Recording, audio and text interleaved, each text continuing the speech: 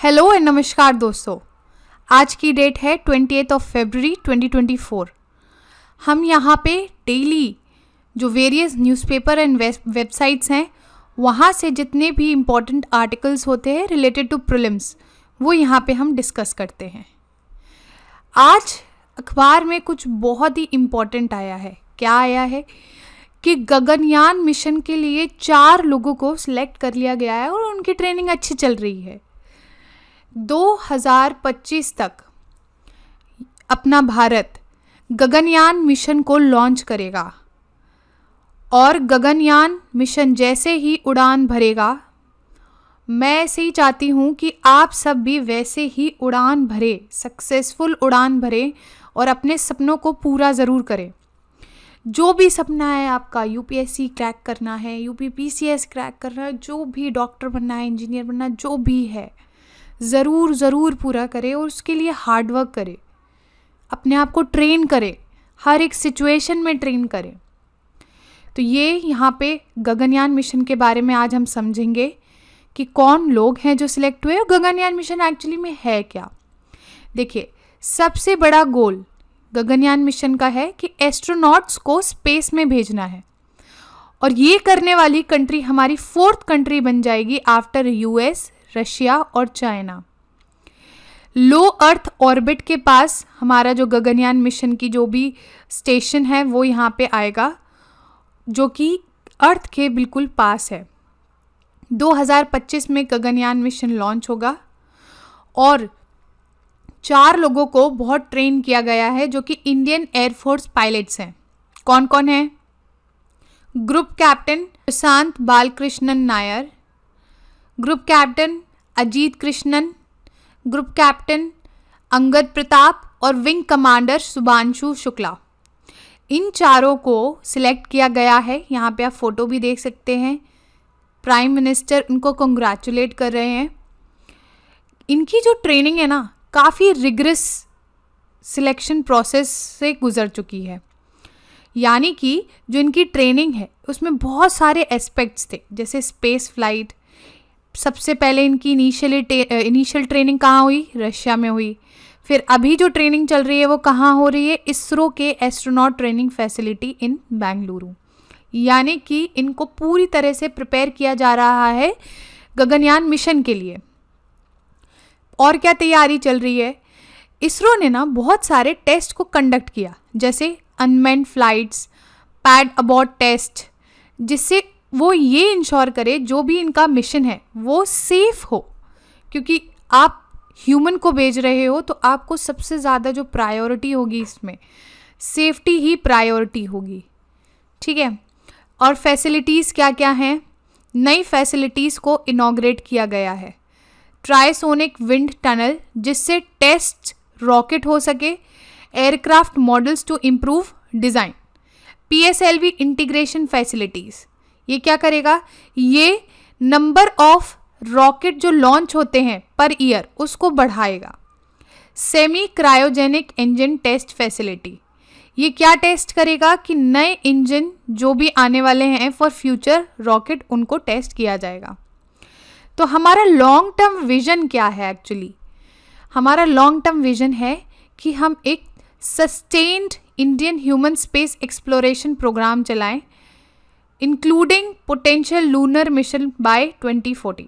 यानी कि अभी हमने चंद्रयान जो भेजा था वो सक्सेसफुल तो हुआ, लेकिन वहाँ से कोई सैंपल हम वापस नहीं ला पाए। तो ये मिशन ये भी इंश्योर करेगा कि हम वहाँ से सैंपल भी ला पाएँ, प्लस हमारा स्पेस स्टेशन भी हो खुद का। बहुत बड़ी बात है, बहुत बड़ा अचीवमेंट। ठीक है, ये सारी चीज़ क्या है? हमारे लॉन्ग टर्म विजन में है। ये था हमारा बहुत ही important article related to Gaganyaan mission. अब हम चलते हैं आगे। G33 ग्रुप, अब ये क्या है? WTO तो आपने सुना ही होगा। तो हाल ही में 13th मिनिस्ट्रियल कॉन्फ्रेंस हुई है WTO की, कहाँ पे? अबू धाबी में। यहाँ पे क्या हुआ ना, जितने भी मेंबर्स हैं ये रिलेटेड टू ट्रेड यहाँ पे डिस्कशंस होते हैं और कुछ डिसीजंस भी लिए जाते हैं। तो जो G33 आपका ग्रुप है ये डेवलपिंग कंट्रीज़ का एक ग्रुप है जहाँ पे ये लोग एग्रीकल्चर के ट्रेड से रिलेटेड जो भी नेगोशिएशंस हैं यहाँ पे होते हैं, और WTO में जो भी इन पे रेस्ट्रिक्शन लगती है ना डेवलपिंग कंट्रीज़ पे एग्रीकल्चरल ट्रेड से रिलेटेड, वो यहाँ पे डिसाइड किया जाता है कि हम साथ में मिलके WTO में क्या करेंगे, नेगोशिएट करेंगे। इतना समझ में आया? अब मुद्दा क्या उठा है, सबसे बड़ी चीज़ है कि मुद्दा यहाँ पे G33 में क्या उठा है, और उससे भी ज़्यादा कि हम G33 के बारे में पहले समझ लेते हैं कि G33 है क्या। जैसे मैंने आपको बताया, डेवलपिंग कंट्रीज़ का एक ग्रुप है जिसको फ्रेंड्स ऑफ स्पेशल प्रोडक्ट भी कहा जाता है। इसमें आपको लगता होगा कि 33 कंट्रीज़ हैं नाम से, लेकिन नहीं, यहाँ पे 47 मेंबर कंट्रीज़ हैं, जिसमें से India, China, south Korea, Pakistan, है ना, और जो भी आपको इस मैप में ग्रीन में दिख रही हैं कंट्रीज़, ये सारी इसकी मेंबर कंट्रीज़ हैं। ये साथ काम करते हैं जिससे WTO में जो भी ट्रेड रूल्स डिस्कस हुए हैं related to food and agriculture, उसमें बैठ के ये लोग एक सलाह बना सके, क्योंकि डेवलपिंग कंट्रीज़ हैं, इनके इंटरेस्ट अलग हैं डेवलप्ड कंट्रीज़ में। WTO में तो आप जानते हो कि डेवलप्ड एंड डेवलपिंग कंट्रीज़ दोनों हैं, ठीक है। तो इसीलिए इन लोगों ने एक अपना खुद का ग्रुप बनाया जहाँ पे इन्होंने अपने जो भी इंटरेस्ट हैं साथ में रखे और साथ में ही WTO में जाके वो नेगोशिएट कर सके। इनका बेसिक जो इम्पोर्टेंट बिलीव है कि जो ट्रेड है वो बहुत ही फेयर होना चाहिए, क्लीन होना चाहिए और रूल बेस्ड होना चाहिए। यानी कि कोई भी ऐसी कंट्री नहीं होनी चाहिए जो, जैसे मान लो डेवलप्ड कंट्रीज़ हैं, वो अपनी अपनी चलाएं, ऐसा ना हो। तो ऐसे रूल सेट कर दो कि कोई भी कंट्रीज़ इसको बाहर नहीं जा सके, ठीक है। They are concerned about opening their market too much, यानी कि WTO में क्या होता है, मुद्दा उठता है बाय डेवलप्ड कंट्रीज़ कि डेवलपिंग कंट्रीज से बोलो कि तुम अपना मार्केट पूरी तरह से खोल दो। लेकिन एक बात बताओ, डेवलपिंग कंट्रीज़ तो खुद बहुत सारी समस्याओं से जूझ रही हैं। अगर वो अपना मार्केट खुद खोल देंगे पूरी तरह, तो उनके जो फार्मर्स हैं उनका क्या होगा, उनकी खुद की जो फूड सिक्योरिटी है उसका क्या होगा। समझ में आ रहा है? तो इसीलिए जो डेवलपिंग कंट्रीज़ हैं वो साथ में आए कि भैया तुम क्या बात कर रहे हो, हमारे इंटरेस्ट की भी तो सोचो, तुमने तो अपना डेवलप कर लिया, सब कुछ सही है, अब तुम हमारे मार्केट को ओपन करने के लिए कहोगे तो ऐसे कैसे चलेगा, ठीक है। तो ये लोग क्या चाहती हैं कि एक भैया परमानेंट सोल्यूशन हो जिससे जो भी हमारा स्टॉक हो हम उसको स्टोर कर सकें। अब स्टोर क्यों करना है, क्योंकि ये डेवलप्ड कंट्रीज़ हैं तो ऑब्वियसली बात है बहुत सारी समस्याओं से जूझ रही हैं, जैसे पॉवर्टी हो गया आपका, ठीक है, क्लाइमेट चेंज हो गया आपका। तो इस कारण ये अपने फूड सिक्योरिटी को लेके क्या है, इनसिक्योर हैं, अपने फार्मर्स को लेके इनसिक्योर हैं। तो ये चाहती हैं कि हमारा एक पाइल हो, हमारा एक स्टॉक हो फूड होल्डिंग का, जिससे हम अपने लोगों को इंश्योर कर सके कि कोई भी कलामिटी या कुछ भी आता है तो हम उनको खाना पहुंचा सकें टाइम पे, ठीक है। तो ये था G33 के लिए आर्टिकल। नेक्स्ट आर्टिकल है सितवे पोर्ट। सितवे पोर्ट के बारे में जाने थोड़ा सा पहले म्यांमार की हिस्ट्री के बारे में, या म्यांमार में जो भी पॉलिटिकल इशू चल रहा है उसके बारे में जान लेते हैं।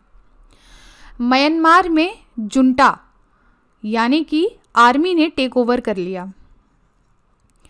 अब क्या है ना, ये जो प्रोजेक्ट है Kaladan multi modal transit transport project, ये पहले की जो सरकार थी, गवर्नमेंट, ऑफिशियल गवर्नमेंट, उन्होंने साइन किया था विद इंडिया।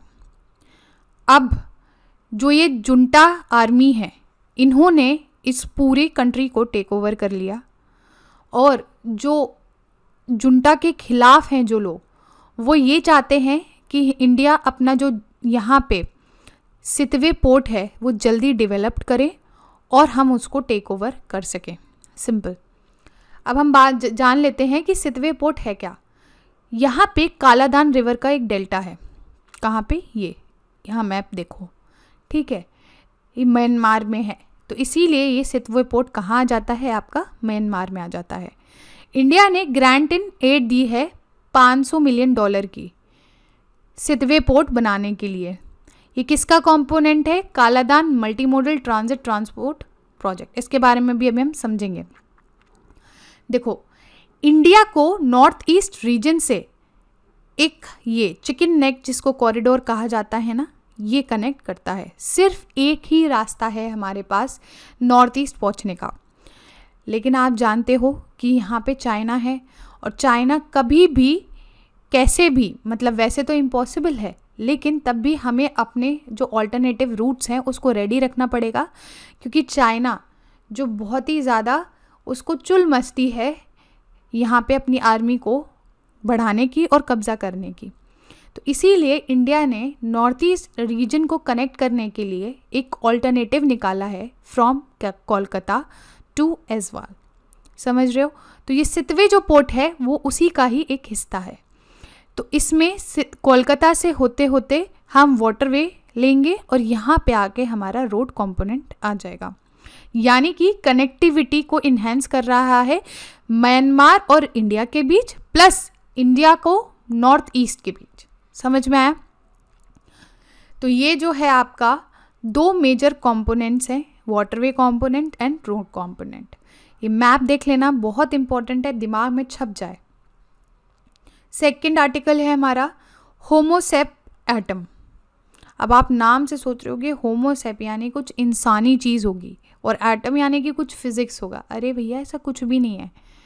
ये इंडिया का एक रोबोटिक सेप्टिक टैंक क्लीनर है। यानी कि जैसे पहले मैन होल्स होते थे तो इंसान उसमें से घुसता था, स्कैवेंजिंग का इशू सुना है ना आपने, तो बस वही मैन एज अ स्कैवेंजर था पहले।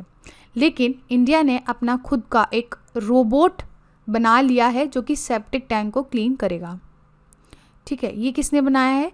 सोलिनास कंपनी ने, और इसको 16 सिटीज़ में पहुंचा दिया गया है और वहाँ पे इसका काम चल रहा है। इसमें AI का यूज़ किया गया है, जिसमें वो पहले देखेगा कि क्या है मैन होल में या सीवेज में क्या प्रॉब्लम है, उसको साफ़ करेगा और उसको मैनेज भी करेगा। फीचर क्या है? इसकी जो ब्लेड्स हैं वो बहुत ही बढ़िया हैं, जिससे अच्छी क्लीनिंग होगी। सॉलिड वेस्ट डीसिल्टिंग हो जाएगी, सक्शन होगा, इसमें स्टोरेज होगा। ठीक है, और ये एंड टू एंड सोल्यूशन देता है टू एलिमिनेट मैनुअल स्कैवेंजिंग। बहुत इंपॉर्टेंट इशू है मेंस से, तो ये एक ऑल्टरनेटिव की तरह आया है Homosep Atom. Next article Garbhini GA2। अब ये क्या है? देखो, क्या होता है ना, प्रेग्नेंट विमेन में, जब विमेन प्रेग्नेंट होती हैं तो उनकी फीटस की एज को कैलकुलेट किया जाता है। कैसे कैलकुलेट किया जाता है?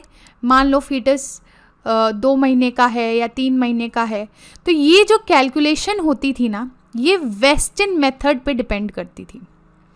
अब इस कैलकुलेशन से होता क्या है? देखो, कैलकुलेशन से ये होता है कि एक तो आपको टाइम पता चल जाएगा कि डिलीवरी डेट कब है, प्लस आपकी जो प्री नेटल केयर है, जो भी इंजेक्शन, जो भी दवाइयाँ, जो भी कॉम्प्लिकेशंस हैं, वो पता चल जाता है और उसी का इलाज होने लगता है। प्लस डिलीवरी के बाद भी जो भी केयर चाहिए होती है उसका भी इलाज होता है ना। लेकिन प्रॉब्लम क्या है, ये जो वेस्टर्न मेथड है ना, ये वेस्टर्न प्रेग्नेंट विमेन पे ज़्यादा एप्लीकेबल है। यानी कि जो वेस्टर्न प्रेगनेंसी है और इंडियन प्रेगनेंसी है उसमें काफ़ी डिफरेंस है। तो हम जब वेस्टर्न मेथड को यूज़ करते हैं तो हम इंडियन प्रेग्नेंट विमेन को, उनकी लाइफ को, उनके फीटस की लाइफ को रिस्क करते हैं, क्योंकि वो एक्यूरेट नहीं होता है हमारी इंडियन प्रेग्नेंट विमेन से। तो इसीलिए क्या है ना, इंडिया स्पेसिफिक मॉडल बनाया गया है जो कि फीटस की एज को कैलकुलेट करेगा। ठीक है, और इससे क्या होगा ना कि जो भी आपका रिस्क प्रेडिक्शन है वो एकदम एक्यूरेट आएगा, और जो भी हेल्प की ज़रूरत होगी, कॉम्प्लिकेशंस होंगे, वो इंडियन लेवल पे सॉर्ट किए जा सकते हैं। यानी कि इंडियन स्पेसिफिक है। वरना जो ये वेस्टर्न मेथड था ना, वन साइज फिट ऑल था। यानी कि इन्होंने एक मेथड को क्रिएट कर दिया था और ये बोल दिया था कि जैसे ही वेस्टर्न प्रेगनेंसी होती है वैसे ही इंडियन प्रेगनेंसी भी होगी, लेकिन ऐसा नहीं है, दोनों प्रेगनेंसी में डिफरेंस है। ठीक है, तो ये किसके द्वारा बनाया गया है?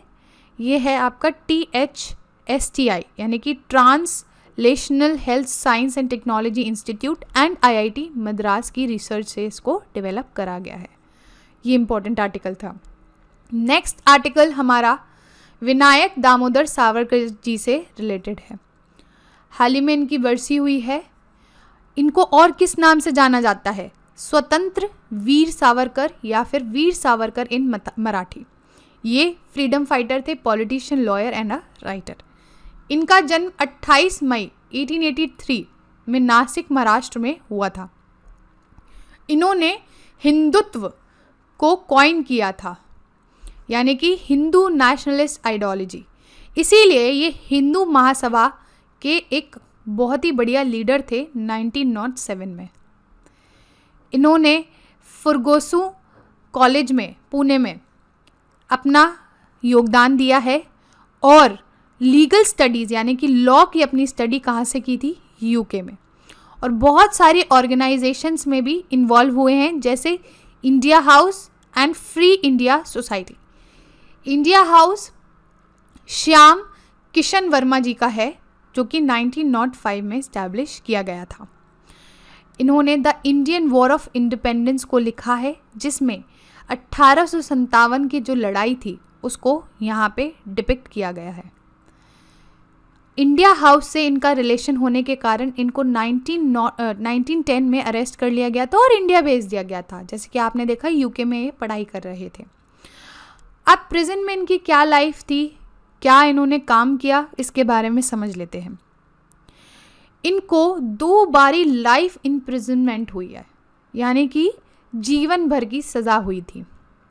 और इनको कहाँ भेज दिया गया था? काला पानी की सज़ा हो गई थी, अंडमान निकोबार आइलैंड भेज दिया गया था।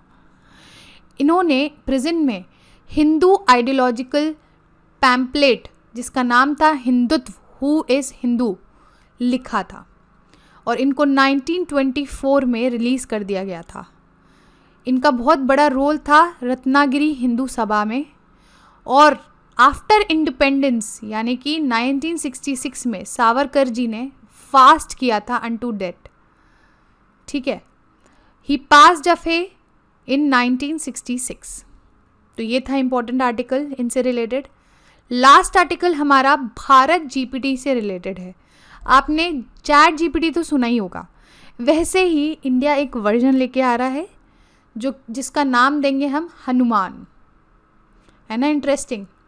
जो ये हनुमान है ना, ये एक सीरीज़ है of large language model that can respond in various Indian language. यानी कि अगर आप कोई भी लैंग्वेज, इंडियन लैंग्वेज डालोगे जैसे हिंदी, तमिल, मराठी, तो ये उसमें रिप्लाई दे पाएगा। ये बहुत बढ़िया काम करेगा किन किन फील्ड्स में? Health care, governance, financial services and education में। ये डीप लर्निंग मॉडल है, यानी कि ये डेटा को लेता है और अपने आप को ट्रेन करता है और ये उसका रिजल्ट देता है। समझ में आया? अब यहाँ पे आपको लग रहा होगा इसका क्या मतलब हुआ डीप लर्निंग मॉडल का। यानी कि ये नेचुरल लैंग्वेज को मिमिक करेगा, अपने आप को ट्रेन करेगा और नए नए कॉम्बिनेशंस को क्रिएट कर देगा। ये ट्रेनिंग कहाँ से लेता है? अपने डेटा को ट्रेन कहाँ से करता है? विकीपीडिया से भी लेगा, ओपन वेब टेक्स्ट और जगह जगह से अपने टेक्स्ट को उठाता है और डेटा को इन्हेंस करता है। अब GPT यानी कि जेनरेटिव प्री ट्रेन्ड ट्रांसफॉर्मर, ये क्या चीज़ होती है? और यहाँ पे जो हमने सुना है लार्ज लैंग्वेज मॉडल, इन दोनों में डिफरेंस क्या है? देखिए GPT जो है ना, एक टाइप का लार्ज लैंग्वेज मॉडल ही है जो कि डीप लर्निंग को यूज़ करता है जिससे ह्यूमन लाइक टेक्स्ट को जनरेट किया जा सके। अगर किसी ने GPT को यूज़ किया होगा ना, तो वो अच्छे से समझ पा रहा होगा कि कितना बढ़िया चीज़ है ये, बहुत बड़ा रेवोल्यूशन है। क्योंकि हमको लगा था कि गूगल से आगे अब कुछ नहीं है, यानी कि गूगल को सब पता है, लेकिन अभी ऐसा नहीं है। GPT आ गया और भी AI जेनरेटिव टूल्स आ गए हैं जिनको बहुत ही मज़ा आता है मतलब यूज़ करने में, और बहुत ही इन्फॉर्मेटिव होते हैं, बहुत ही ज़्यादा क्रिएटिव होते हैं। समझ में आया? जनरेटिव का क्या मतलब है? ये जनरेट करते हैं नए टेक्स्ट को। प्री ट्रेंड यानी कि अपने आप को उन्होंने पहले से ही ट्रेन कर रखा है, ठीक है, बहुत सारे डेटा को लेके। ट्रांसफॉर्मर्स यानी कि ये ट्रांसफॉर्मर का यूज़ करते हैं न्यूरल नेटवर्क बनाने में। जैसे ट्रांसफॉर्मर होता है ना, बहुत सारे तारों को कनेक्ट करता, ऐसे ही ये एक तरीके के ट्रांसफॉर्मर का यूज़ करेंगे। मतलब प्योरली ट्रांसफॉर्मर नहीं होगा, लेकिन ऐसा ही एक स्ट्रक्चर मान लो जो कि न्यूरल नेटवर्क को कनेक्ट करेगा और इनपुट टेक्स्ट और जनरेट आउटपुट टेक्स्ट कर देगा। समझ में आया? तो ये क्या था? हनुमान यानी कि भारत जीपीटी। आईआईटी बॉम्बे ने इसको बनाया है और लॉन्च किया है। ये था हमारा आज का आर्टिकल। आज के आर्टिकल में इतना ही है। Thank you very much for the discussion.